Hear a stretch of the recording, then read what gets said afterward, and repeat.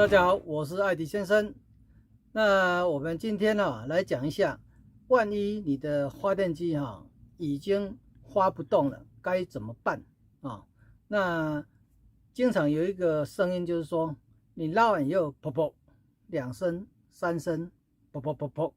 停了。过了1分钟、2分钟，再拉拉看，又噗噗噗，又停了啊。这种情形大部分都是那个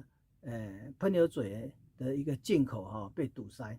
啊。那这时候你不要急着去拆这个化油器啊，我们可以尝试着先将化油器里面的油漏光，然后把油桶的油继续漏，全部漏光啊，然后你添加一些新的油啊。那添加完以后呢，这个油让它摆个1天啊，因为基本上这个油也是一种溶剂啊。那你如果摆上1天之后呢，那个结构的地方有可能会稍微溶解啊。那稍微溶解，我们可以再试拉看看啊。那试拉看看的话，你必须将你这个主风门提到最高啊。这边有2个钮一个是主风门这一个是油门的开关啊。这主风门把它拉到最高的时候你再试着拉拉看啊。那如果说比较有反应的时候那就恭喜了啊。那还有一个情形就是说，有时候这个主风门太松了你根本无法将这个主风门拉到底。我们来看一下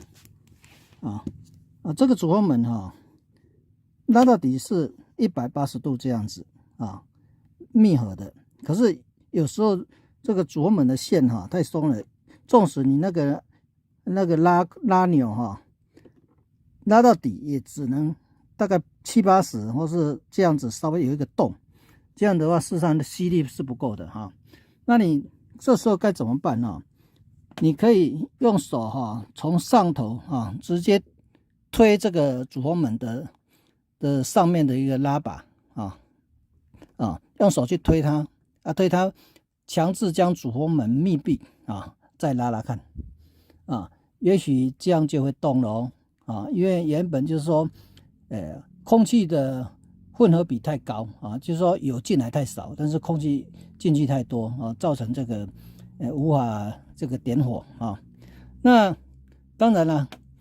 这个有时候还是不行那你可以再放1天再看看再用同样的方法试着把主风门顶到底再拉拉看。那万一还不行的话呢你可以将这个主风门前方这里，事实上我是已经拆掉了一般来讲，这边都有一个进去的过滤盒那你就把它拆掉，你可以看得到主风门那主风门的时候，你就可以用一块干净的抹布强制把主风门堵住再拉拉看再拉拉看这样的话它的吸力又会更强因为这主风门这边还有一个洞嘛事实上就算你拉到这个180度它还是有一个小孔那也就是说让它稍微再更提高一下它的负压那然后再拉拉看这样子当然如果到这个阶段如果还是不行的话我们就非得拆化油器不可了。所以说能简便尽量简便，没有到最后关头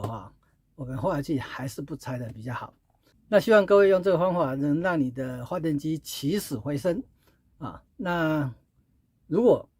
真的不行，我们再来拆化油器化油器怎么清洗，下一回我们再来讲。那希望各位呢会喜欢今天这个影片。那如果喜欢我的影片，请记得按赞，也别忘了订阅我的频道。我们下次再见，拜拜。